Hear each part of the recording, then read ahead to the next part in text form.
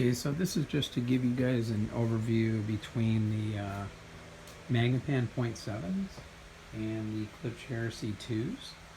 And I've had the Heresy 2s for a couple of years, and the Magnepans I've had for a few months, and I've been listening to them straight for a few months.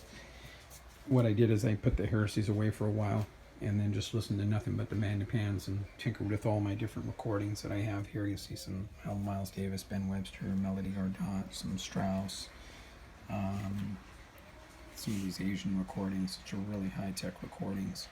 Wes Montgomery. I love Wes Montgomery at the soundtrack to Vertigo. Bernard Herrmann is one of my favorite composers. He's amazing. So I'm using a Bob Latino VTA 70. This puts out about 36 watts a channel. I have 4 ohm and 8 ohm taps. I'm using an Aretha preamp with tone controls. Never mind the way the tones are set right now. There's a reason why I was doing that. The way the speakers are positioned, that's not how I had them when I was listening to them. I would just remove one speaker and then put the clips where the Maggies were. And position them identically the same. And I have a couple of REL T5i subs, one for each side, right and left. I wasn't using the REL T5i's at all. I wanted it just to be the speakers. And to really hear the differences between the two speakers. And I don't think, this isn't about this speaker is better than that speaker, because that's not what you'll get out of this review. I think these are both really great speakers.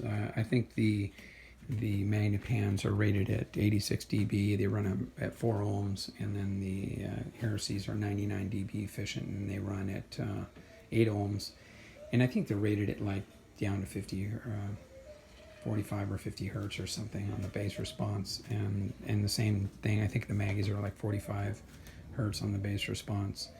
The other thing too, which I've heard people say, is that the Maggies tend to be better when you place them vertically, and I tend to agree with that. So what I did is I went, instead of buying those $300 stands, I went and got these magnets over at Home Depot, which I place underneath, and they stay on the bottom, so you can just move the speaker without, and the magnets stay attached. And what it allows you to do is to face the panels forward more, and you'll notice here how it's almost vertical.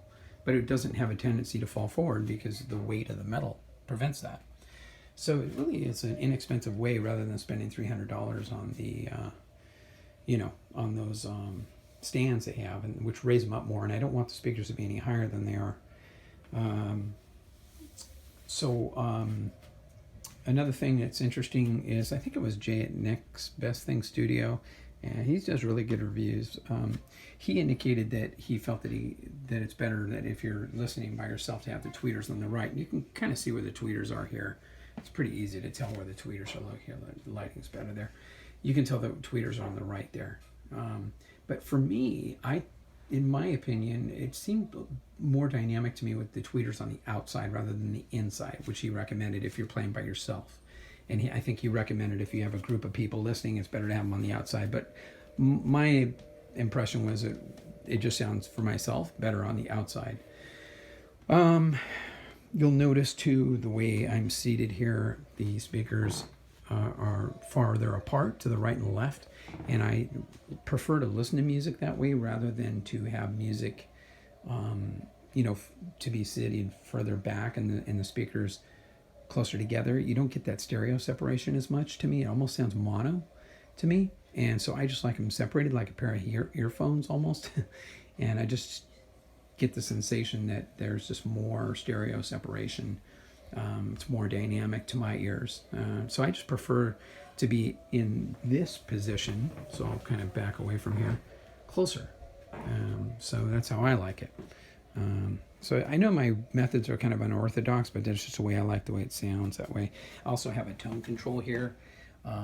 Not tone control, sorry, a gain control here. The one that Bob Latino offered at Twos for Hi-Fi would go in this area. I bought that, and I had a technician put it in, but it just sounded horrible. It ruined the bass, and it didn't sound right. So I immediately had it removed and got this other one, and it's just incredible. And it's really nice, particularly with the Heresies, which are very sensitive. So if you hear any like background noise in an amp or anything, I know on Macintosh, the original MC30s and MC30s, they had a gain control to kind of reduce that for the same reason. Nevertheless, so the difference between the two is that the Magnepans tend to have a very more of a laid back kind of sound quality to them.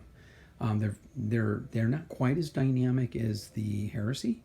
The Heresy, you kind of hear all the articulate details more so. So when I play the Heresy, I'm typically have the tone control set to flat and the bass up a little bit, because both these are kind of mid-range speakers. They don't put out a lot of bass, but a nice bass. It's tight and controlled, and by the way, this Dynaco puts out has a lot of current, and that's what is really needed. Even though it's just 36 watts a channel, it puts out tons of current. It really drives the Magnepans beautifully, even with the attenuator. So don't be fooled by wattage when people talk about that. Look at the current. So let me tell you about the recordings and how it affects it. This recording is pretty good. This one's okay, and it's decent, and this is a decent recording.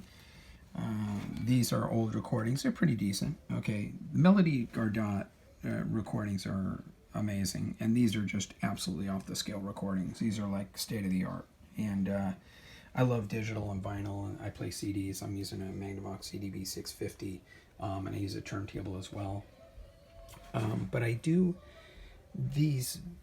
Something really interesting happens when you play these types of recordings with the Magnepan. I personally tend to like the Magnepan better with these really state-of-the-art recordings like this and Melody Gardot,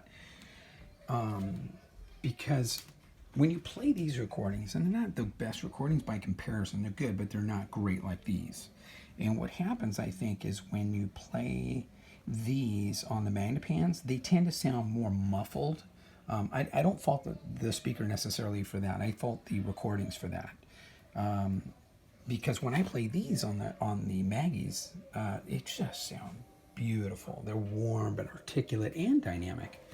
But what I find interesting about the Heresy is when you play these types of recordings or these types of recordings on the Heresy, they have an organic dynamic. It helps open it up more. The Heresy has a more open kind of sound, and when you're hearing trumpets or voices and stuff, it just has a more focused sound to it, and very articulate details. The Magnepan, by comparison, has a little bit more of a diffused type of sound to it. Beautiful in its own right. It's just a warmer, kind of more laid-back kind of sound quality. It doesn't really grip you and jump out at you like the Heresy does. So they're just different. I think they're both excellent. I think it would be an injustice for a person to say one is necessarily better than the other. I think they're both great, and they're just in their own right. So I would say for the really high-tech recordings, I just love the Magnepans. They're beautiful. And then for like general music genres, like I have tons of like Stevie Ray Vaughan, and I got Dire Straits, and Mark Knopfler, and the Heresy is just awesome. Now when I play, like, I'll just give an example of what happens when I play this album on the Magnepans. What I have to do is I got to bring the tone controls up more. So I find that to really open the albums up more, to really open them up more, I have to use the tone control. So I will usually have the tone control like this in the Maggies, and then for the clips I'll just put them flat or reduce it if needed, because it has a lot of treble. So I love both of them. I really do. And I think these will fetch you about $700 or to $1,000 a pair online used. These ones are absolutely mint, and they're very rare, this mahogany one, and they're all like brand new condition. And the Maggies are $1,400 a pair. I think the Klipsch Heresy 4, they have the port and a little bit more bass in the back. Those are about $3,000. But the Maggies, $1,400 a pair. The Magnepan 0.7s are just stunning. I understand now why people love them so much. They are absolutely amazing. So really great speakers. And I hope this kind of gives you guys some idea of the differences between the two.